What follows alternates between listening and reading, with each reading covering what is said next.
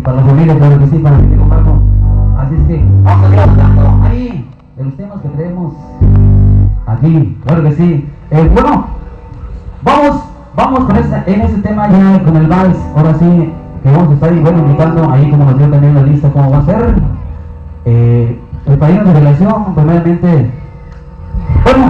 Primeramente, pues sí, el padrino de relación, que es así como lo tengo aquí. Posteriormente el papá del novio, y después y papás más bien de la novia también. Así es que vamos a recibir otra vez con este fuerte aplauso. Fuertes los aplausos, que se escuchen. Hay muchas palmas y necesito escuchar. Son muy pocos esos aplausos. Se merece más y más.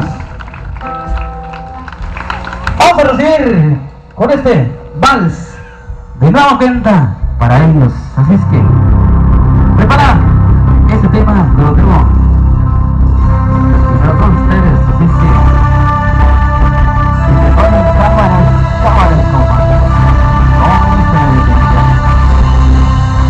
y en los aplausos, para que se escuchen fuerte los aplausos. Todos juntos, y estamos echando los aplausos. Mucho bien.